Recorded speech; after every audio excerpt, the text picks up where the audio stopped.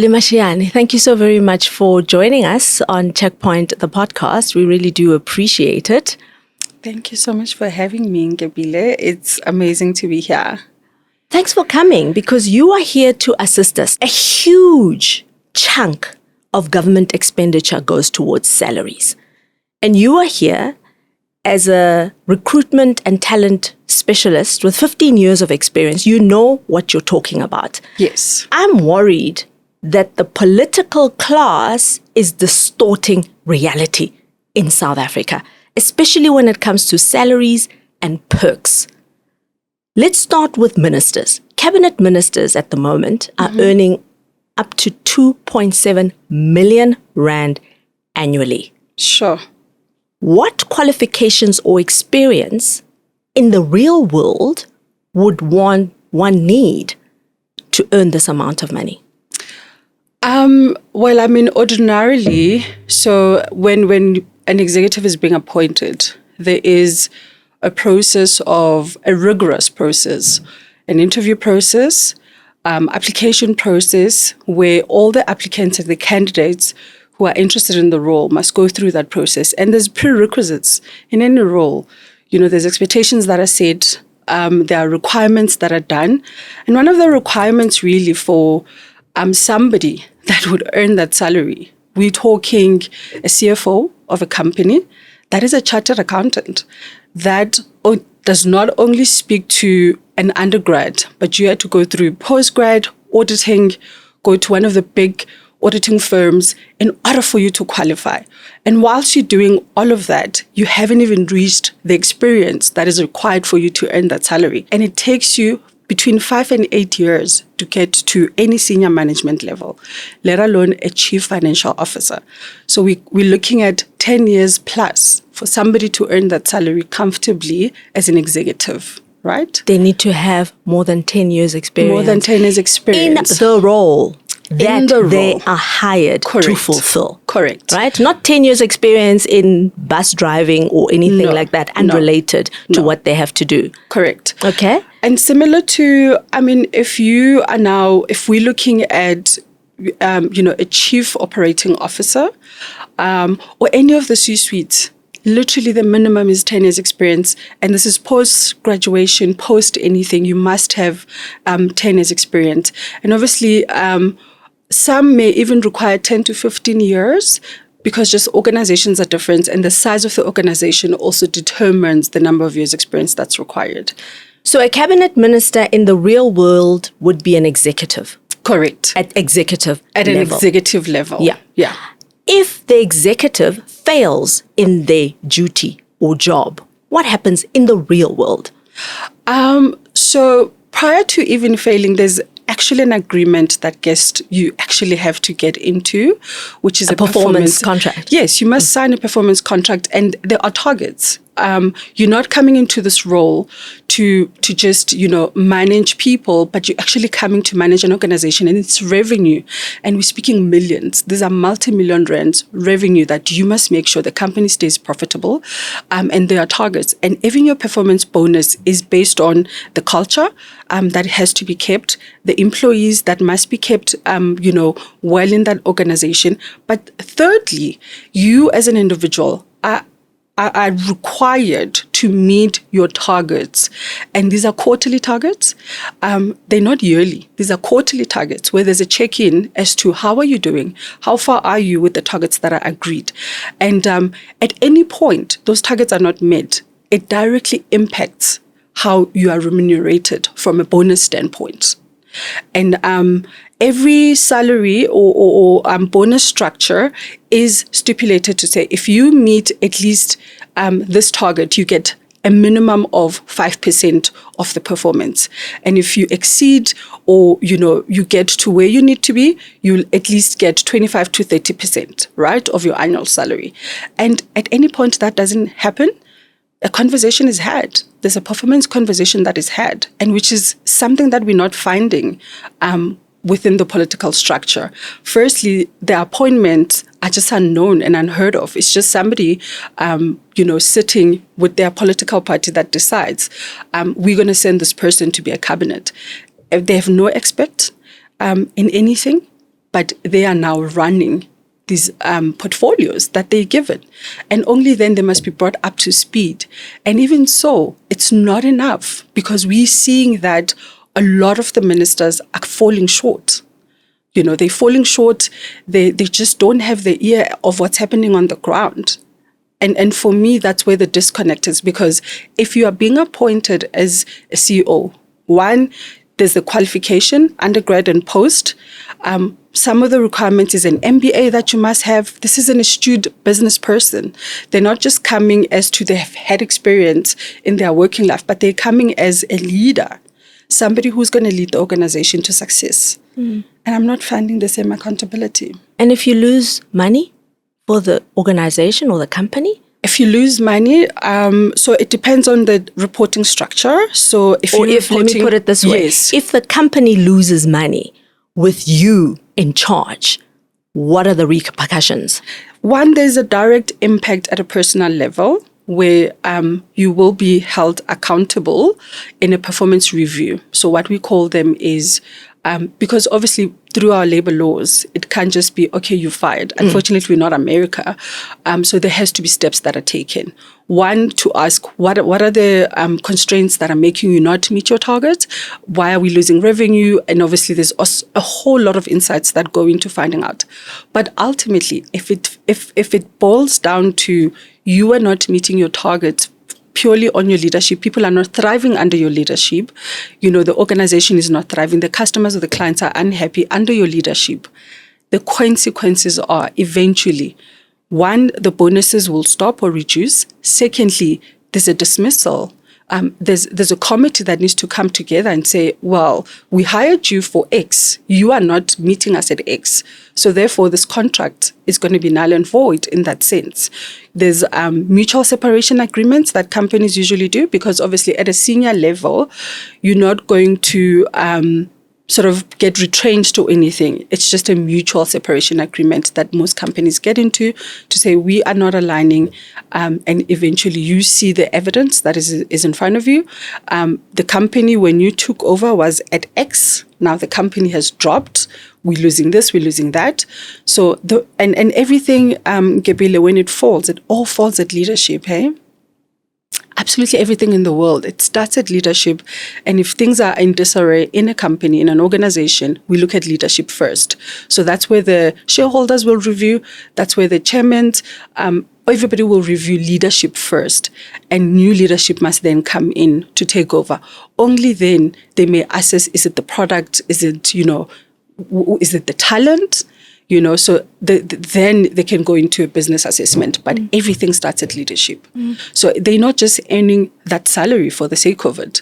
There's accountability to their shareholders. There's accountability to the staff, that trust that this leadership will lead us into a prosperous company where we will also thrive not only in our careers, but financially as well. And if a leader fails to do that, why would you keep that person on? Exactly. In the real world. In the real world. It's delaying the company. Yeah. Let's go a little bit lower down and look at parliamentarians. Yeah. The average MP earns about 1.3 million rand a year. What qualifications or experience would one need to earn that kind of a salary? I mean, MPs can go from being unemployed to earning 1 million. Geez. Overnight. That's for me, that's wild. In a sense that for anybody in the corporate space to get to 1 million mark, you would need to be at least a senior management level or just starting out as a manager. And a lot of professionals don't get to earning that 1 million. There's a lot of South Africans that are below a 1 million rand per annum salary. And the reality is all of these people are graduates. You must have an undergrad, and a whole lot of them have a postgrad. South Africa is actually one of the few countries where we genuinely still value education in the corporate world. And for you to even step up, for you to even be considered for a position, you must have the prerequisite is a national NQF7 level, a degree, a diploma, just depending on what you're doing, you must have that. That is a prerequisite, let alone matric, let alone anything else. You must have that qualification. And some instances, like take an example in psychology, you can't practice in psychology until you have a master's. You cannot be admitted into anything until you have reached a master's level, So for somebody to earn 1 million rand with no verifications of their qualifications, with no verifications of them being an expert in what they do, and no prior any engagement except for you wear a badge of some political party, that for me is just unrealistic. And we really need to review parliamentarians when it comes to their salaries. I worry a lot about young people. Yeah. And we can tell them whatever, go to school, get good grades or whatever. But it is what they see that has a bigger impact on them. What do you think this distortion is doing to young people, many of whom are sitting at home unemployed with degrees? Yeah.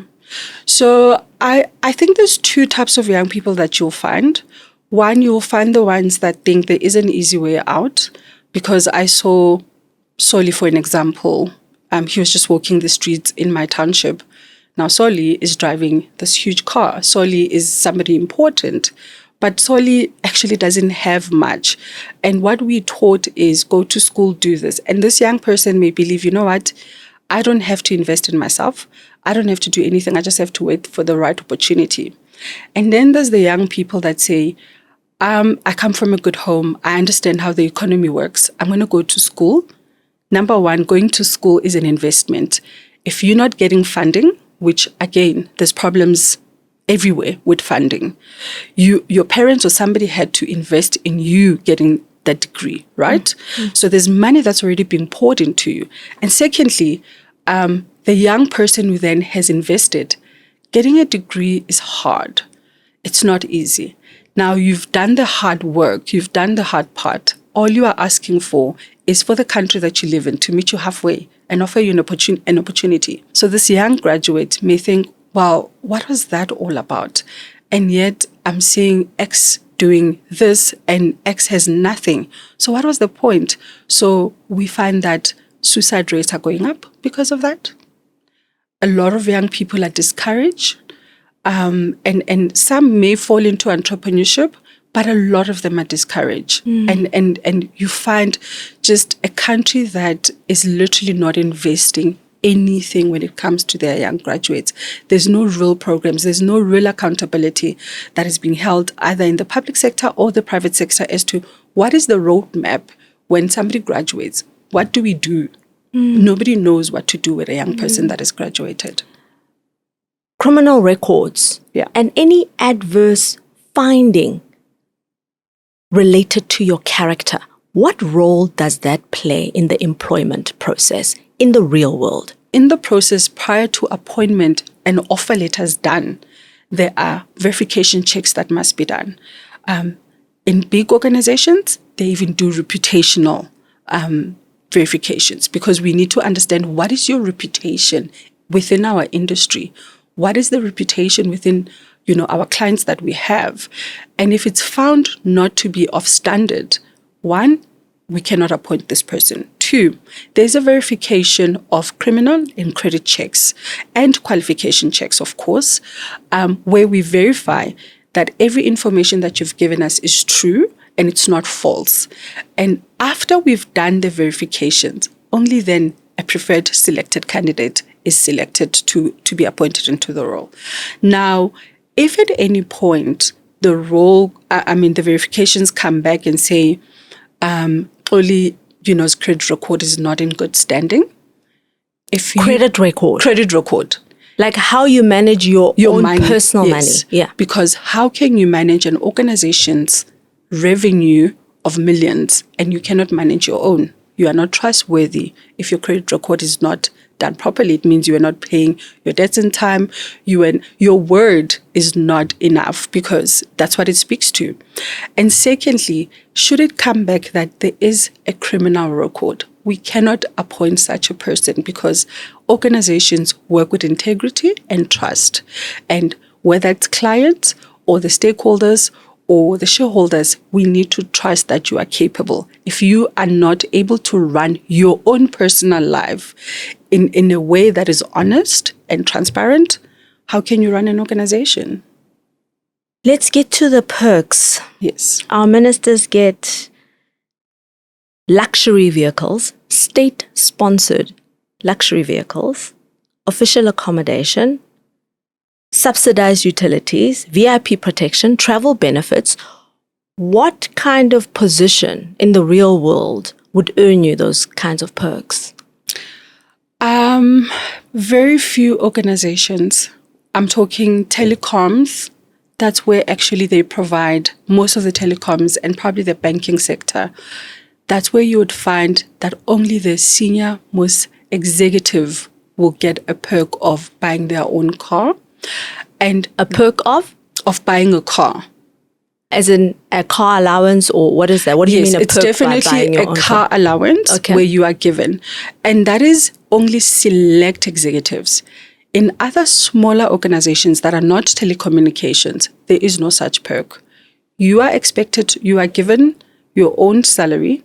As to how you DV your salary, which money goes to your bond, which money goes to you, that's all up to you. But there's zero perks. And when it comes to travel allowance, obviously organizations do provide travel allowance.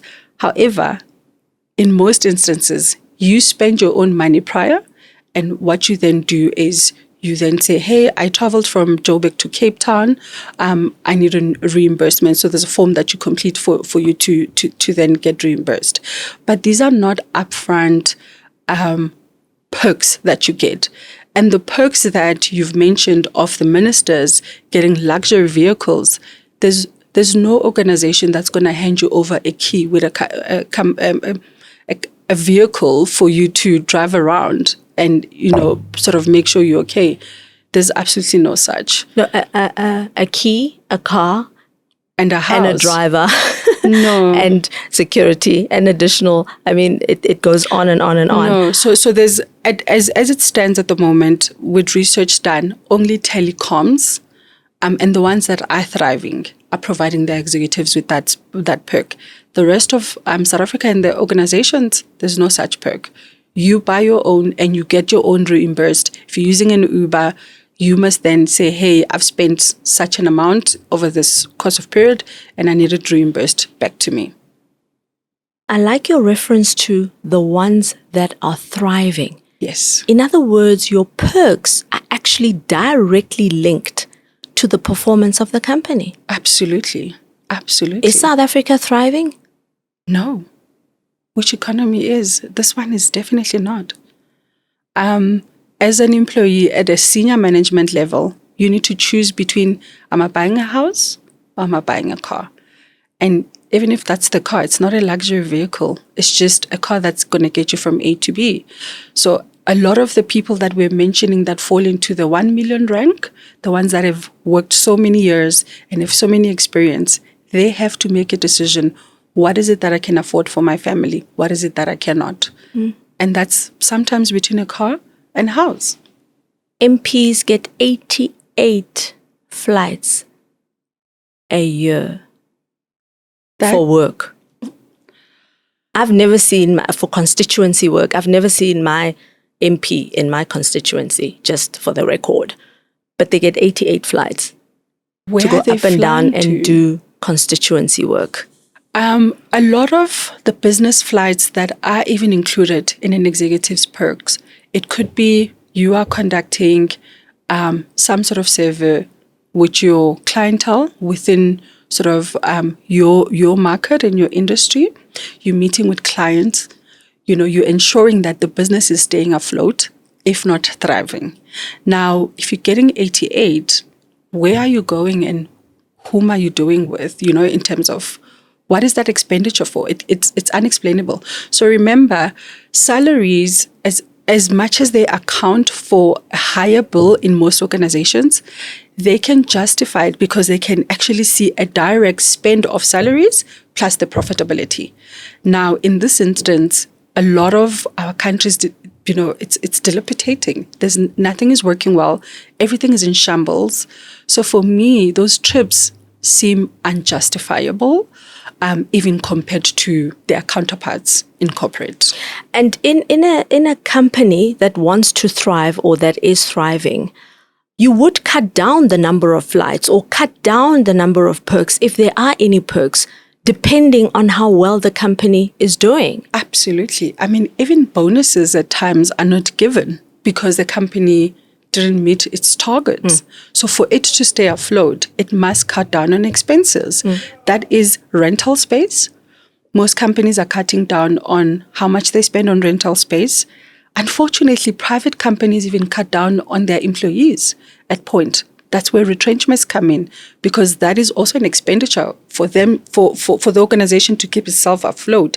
It may require to cut down on staff.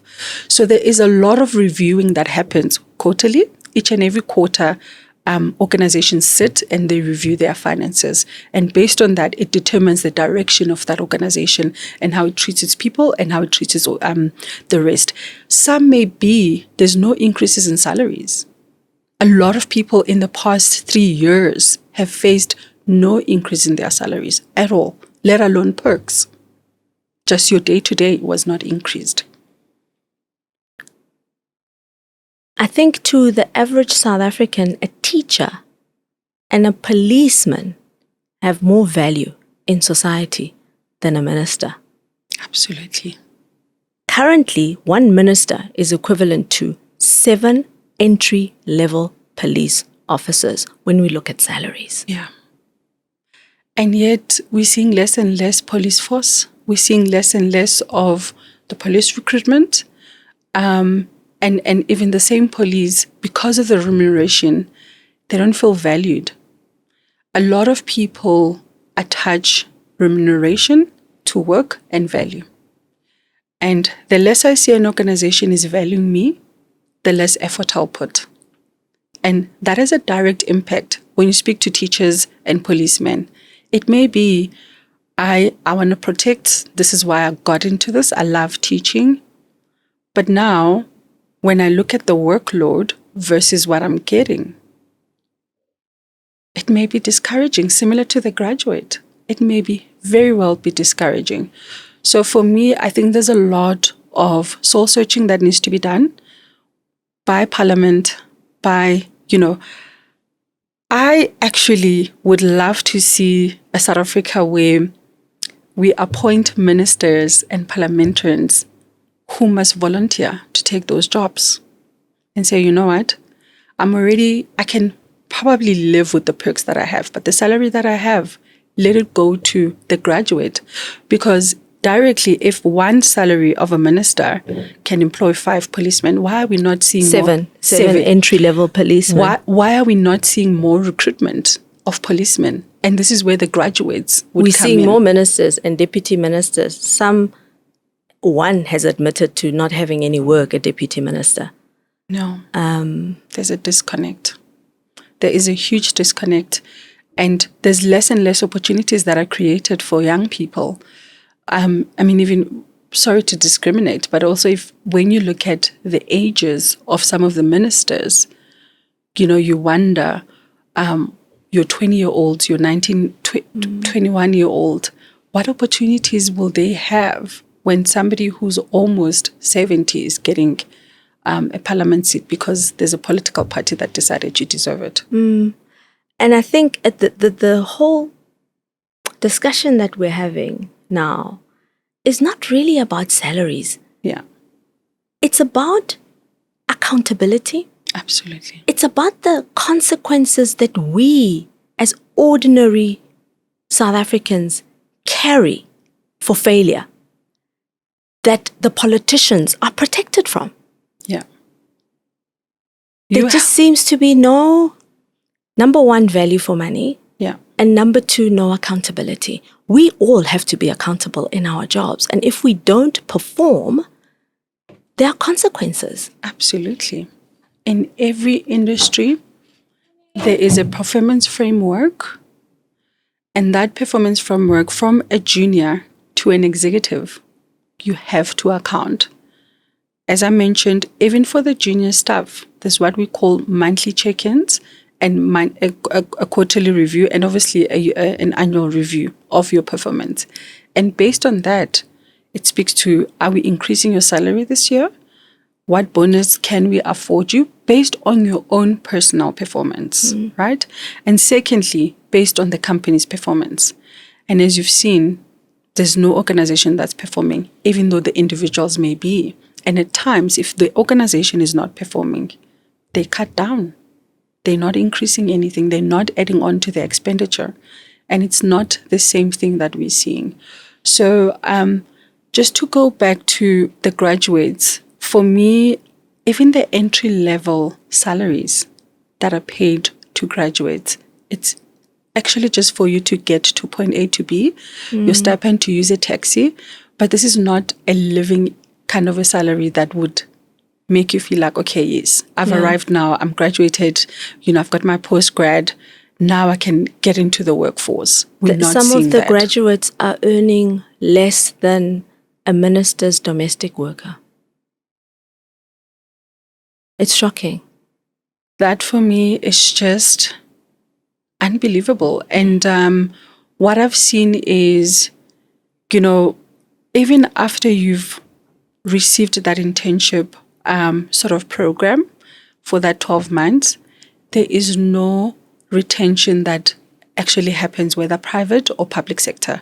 A lot of the young people are not retained in companies. They may be given an opportunity, but a lot of them are not.